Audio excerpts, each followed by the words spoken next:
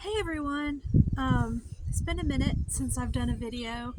I don't know if you can see on the ground, but it's the pollinating right now in North Carolina where I'm at. Just allergies everywhere, and just trying to get everything fixed up around here. Um, right now we have a lot of the berries growing, like the strawberries and some peas. I have some sugar snap peas growing, which I really enjoyed from last fall. But I'm also growing shelling peas, and I've never had like fresh shelled pea. You know what I mean? Like I've had like the sugar snaps, I've had the snow peas, but I'd never had the actual fresh pea besides really, like frozen and canned. I don't think you can buy the fresh shelled peas. And man, it's delicious. I'm growing the green arrow pea and the tom thumb pea. And the green arrow pea has just been going crazy, and I've been really enjoying it. So I'm definitely going to keep growing those. And a bunch of the strawberries are forming, so it's really starting to be spring here. Um, I have a bunch of the fall crop, well, spring, fall weathered crops growing. A lot of radishes, some carrots, and this week I just planted some cucumbers and some bush beans. In my area, there's been some days it's been mostly 80s and 70s, and at night it's been 60s. But every once in a while, you'll still get like a drop in temperature for like a 40 night. I think coming up there might even be like one more 37-degree night. But with how warm it's been, I might cover up some crops on that night, but I might not because it's been so warm that even with the containers, it probably won't mess up the soil warmth enough to ruin everything. So I went ahead and decided this week that I would grow some cucumbers and some beans. And right now, the two that I've put down for cucumbers is National Pickling Cucumber and the Parisian Gherkin F1. And then I have one more, which is also, I can't remember the name of it, but I'm going to plant it once I pull up some of the snap peas in like a month or two, like a succession of it. But that's also a pickling cucumber. We found a really good sweet um, pickle recipe, um, and like the sweet and sour pickles. And we've already went through the cans, so I'm going to try and grow enough to make enough that will last us into next year, because my husband has been missing that. And I've also decided to do a bunch of bush beans. I don't really do vining beans. I do have a place where I can vine some stuff, but bush beans, especially because I mainly container, seems to be better for me. And so what I'm doing is in one container row, I'm just doing straight black turtle beans for me to have. So I'll let them dry out and save those. And then I'm also doing, there's another big row. I'm just doing different kinds of bush, like green bean, wasp bean varieties. Um, so I can have an assortment when I'm cooking, because I like all the colors you can get with the beans. So I'm doing the Blue Lake 274 bean and the Antigua bush beans. I'm going to try and see which of these I prefer the taste of. And I'm also doing, for like different colors, I'm doing Tanya's pink pod, which I think is a little more thicker than regular green beans, but it's a nice pink. And I'm also going to do mellow yellow. Now this is a hybrid, I think. Maybe it's not. Maybe I can save it. I'm going to save it anyways, because this was my favorite. I grew this and the Blue Lake bush bean, and I just preferred this over it. So I'm going to have a couple of these growing. I really enjoyed these, and it was very prolific. And I'm also doing the dragon tongue bush bean because I just love all the speckles on it. And I think you can even, I think this is one of those dual purpose ones where you can eat it fresh, but you can also dry the beans. So I thought that would be a fun one to have together. And what I'm thinking about um, for soon for the summer crops, I'm thinking about melons and I'm thinking about squash. And last year I did mainly like different yellow squash and zucchinis, but I got only a little bit out of it. There just wasn't. The squash bugs came and found me very quickly. It was my first time growing here for vegetables, and the squash bugs found it very quickly because sometimes they'll say it'll take some while, but that was not the case for me. They were here in an instant. I think I got like 3 squashes the whole time last year. And then once they got attacked, I did a secession and I didn't even get anything out those secessions. Like they went after them, and I tried so many different things, and it just wasn't working. So this year I'm decided to come at it a different direction. um, One of the things I'm going to do is I'm going to have Dara in the pots. And from what I've read, this is in the carrot family. And it's like a really pretty flowering thing that attracts bugs. They're supposed to be beneficial and that are supposed to work against squash bugs. So we'll see if that helps. And I'm also doing, which who knows if this is true, but it's worth a try. I'm going to do some white radish because apparently it is a smell that squash bugs and squash vine borer. I can't remember which one, but one of those does not like this smell. Who knows if that's true? It just could be one of those, wives' tales in gardening. But that's another way I'm going to combat. I'm going to combat it. But the other thing I'm going to do is I'm not growing the yellow squash, the scallop squashes. At least not yet. If I do it, it'll be after July. Because from what I've read, the squash vine borer and the squash bugs, they should be done by the end of July in my area, like the second generation, because I think it goes through 2 generations. Should be done in my area by then. And so beginning of August, I'm thinking about doing short growing squashes um, for that. So I might do that. But what I'm gonna start now is you've probably heard of it, but most of those squashes are curbita. I can't talk. Curbita pepo, and also what's the other one? Curbita maxima for a lot of those varieties, and they just don't hold up well. But they do say that Curbita moscata type of squashes do, and so I'm going to be growing a bunch of those. Now, it's not like they're completely against it. It's just their vines are thick enough to where those bugs have a harder time penetrating. So as long as I'm also, picking them off, putting them in soapy water, doing the little different tricks here and there, hopefully I'll be able to get a harvest. So I got a couple different Curbita moscata things to try.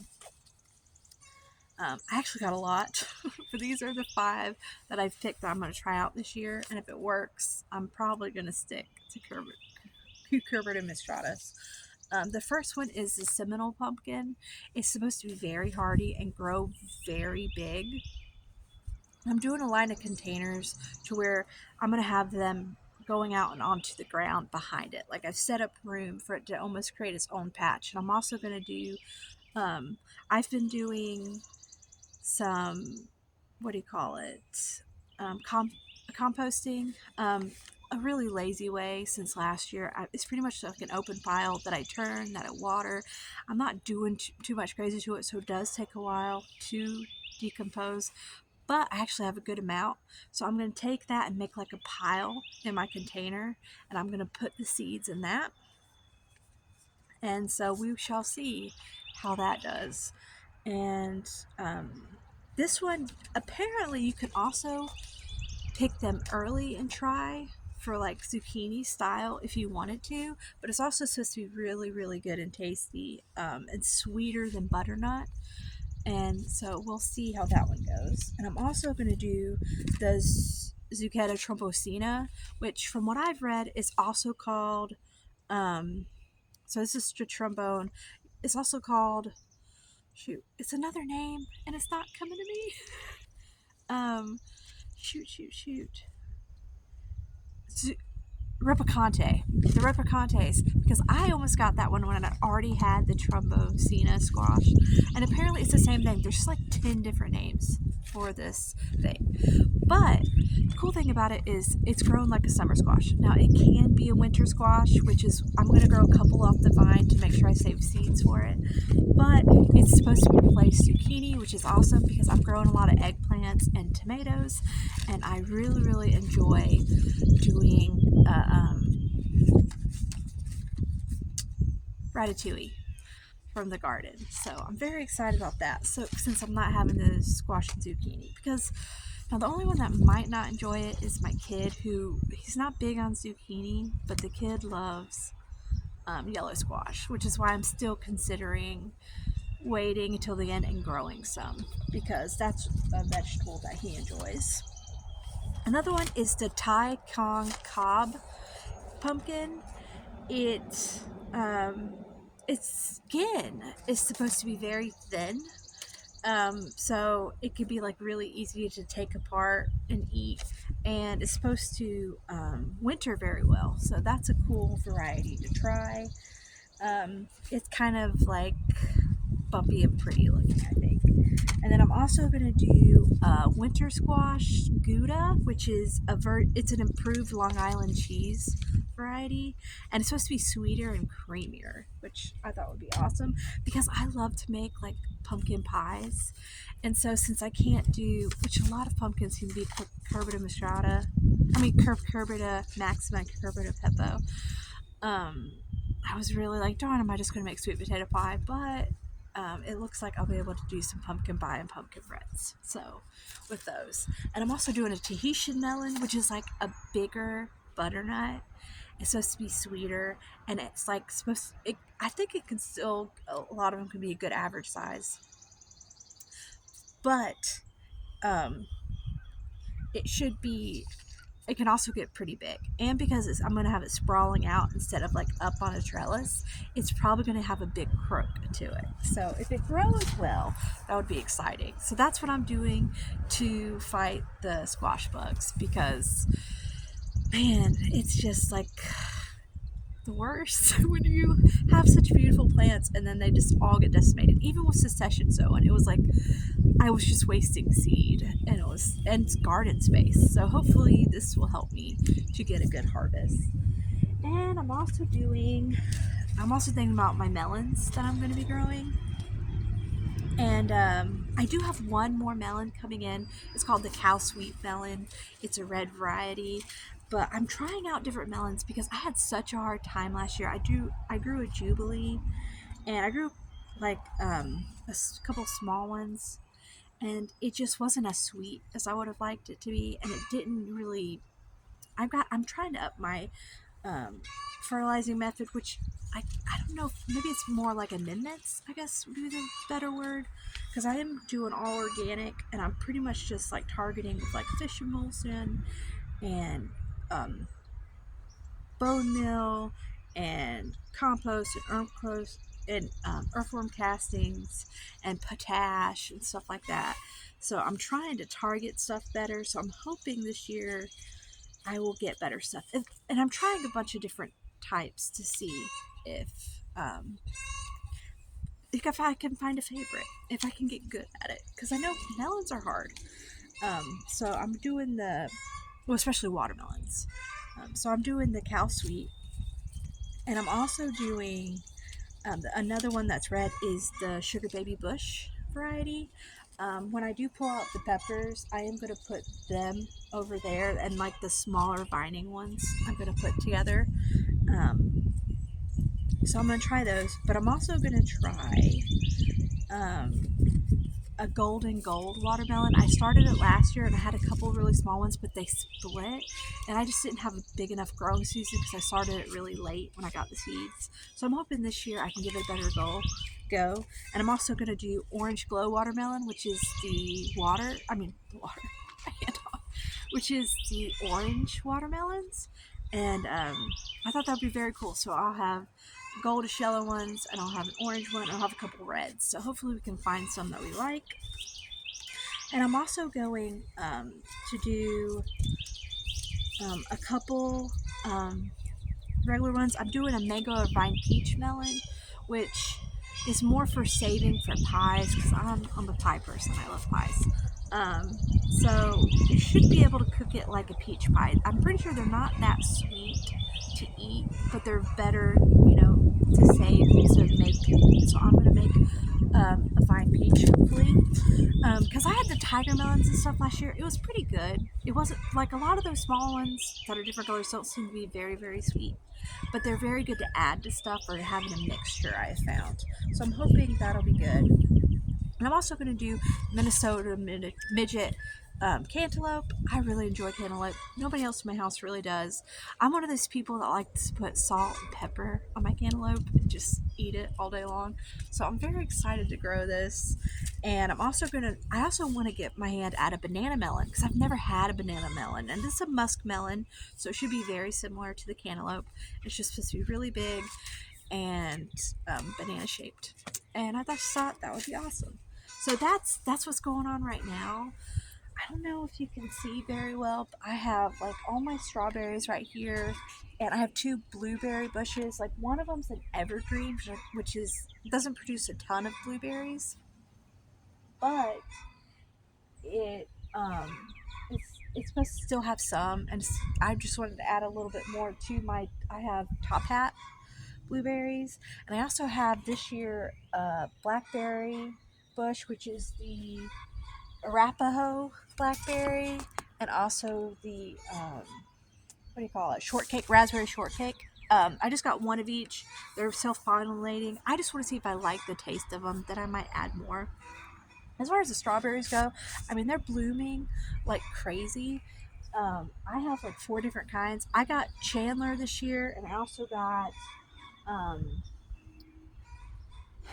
what is it? Let's see. Oh yeah, it's like a white berry galore strawberry to add to the two I had from last year.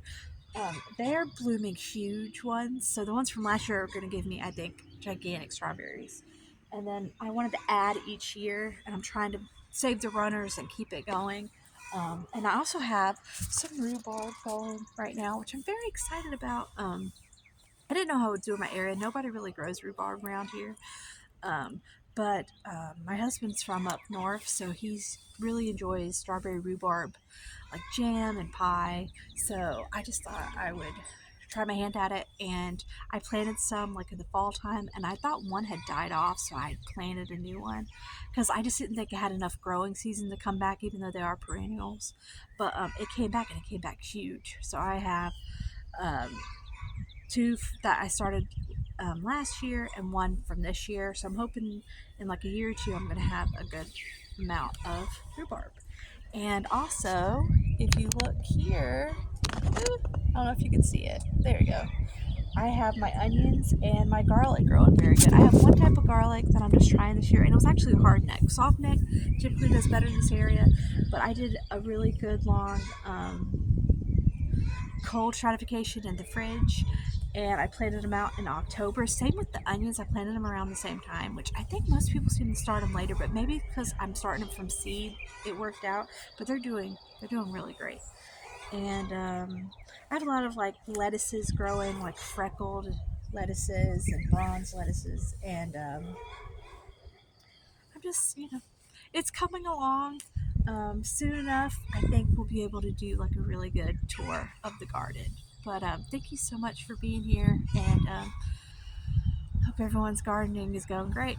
This is just getting exciting. The weather's warming up nicely, and before long, we'll be putting a lot of the warm stuff out here, like really warm stuff. So it's very exciting. But thank you for joining me. Bye.